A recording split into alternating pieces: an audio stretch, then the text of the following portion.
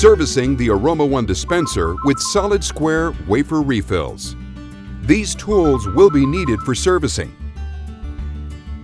Air-sent solid square wafers are recognized for their ease of servicing. Here's how it works. Simply tear the top of the refill packet and remove the wafer. For best results, start with 2 wafers in the first 2 slots. Be sure to always clean the dust from inside of the dispenser and fan blade. Change the alkaline battery if necessary. On the second service, move the 2 existing wafers 1 slot to the right. Now insert the new refill in the first slot.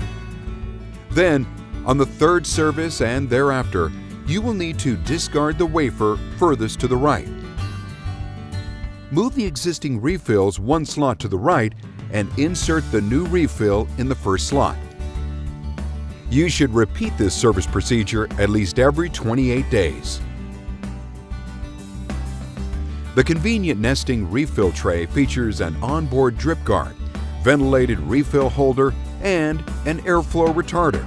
The tray may be adjusted by height and airflow in order to lessen or increase the output due to the required circumstances.